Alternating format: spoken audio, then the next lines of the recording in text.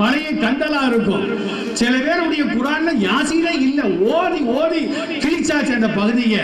இன்னும் சில பேர் என்ன நினைக்கிறாங்க தெரியுமா, யாசீன் என்பது குர்ஆன்ல ஒரு பகுதியே அல்ல, அது இறந்தவர்களுக்காக ஓதக்கூடிய ஒரு அத்தியாயம் என்பதாக நினைக்கிறார்கள். எங்க பள்ளியில ஒருக்கான இஷா தொழு வைக்கும் போது ஆயத்துல் குர்சி ஓதிட்டேன். ஒருத்தர் பிரச்சனையை பண்ணிட்டார், பேய ஓட்டுற ஆயத்தை இவர் எப்படி தொழுகையில ஓதலாங்கிறார். யாசீன் ஓதுனா அது வழங்க மாட்டேங்குது. அப்ப நாம குர்ஆனோடு தூரமாக நெருக்கமாக இருப்பதற்கு பதிலாக தூரமாக இன்றைக்கு வாழ்ந்து கொண்டிருக்கின்றோம். அல்லாஹ் வீடுகளுக்குள்ளால் நுழைகின்ற ஒழுக்கத்தை இந்த 2 வசனங்களை தெளிவா சொல்றான் பாருங்க.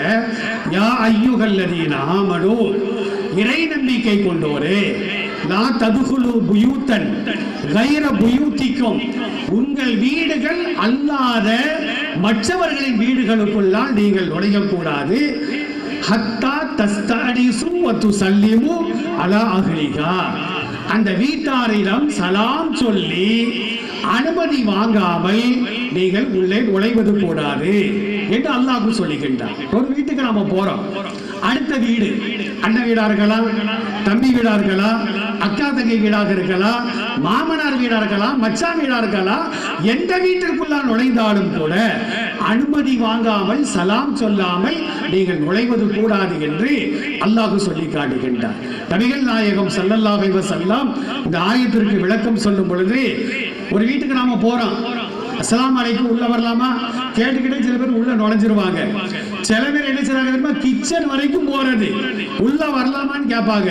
அட மூதேவி, நீ தான் உள்ள போயிட்டிய, உண்மை என்னத்த உள்ள வரலாமான்னு கேட்கிற, அவளை பிடிச்சி வெளியே தள்ளணும். ரசூலுல்லாஹ் தள்ளி இருக்கிறாங்க, தள்ளும்படி இந்த சமுதாயத்திற்கு சொல்லி இருக்கிறார்கள். அப்ப அல்லாஹ் சொல்லுகின்றான், நீங்கள் சலாம் சொல்லி அனுமதி பெற்றுத்தான் செல்ல வேண்டும். 3 முறை அஸ்ஸலாமு அலைக்கும் உள்ள வரலாமான்னு கேட்கணும். பதில் வரலையா மறுபடியும் கேட்கணும். இப்படி 3 தடவை தான் கேட்க வேண்டும். அனுமதி கிடைத்தால் உள்ளே செல்ல வேண்டும். அனுமதி கிடைக்கவில்லை என்றால் செவுடனா இருப்பானோ அப்படின்னு நினைச்சு உள்ள போயிடக்கூடாது. அது அநாகரிகமான செயல் என்பதாக அல்லாஹ் இந்த வசனங்களிலே மிக தெளிவாக சொல்லி காட்டுகின்றான். அருமையானவர்களே, மழை வர மிரட்டிக் கொண்டே இருக்கின்றது. இன்ஷா அல்லாஹ் அடுத்தடுத்து வாய்ப்புகள் வரும் பொழுது நாம் தெளிவாக பேசிக்கொள்வோம்.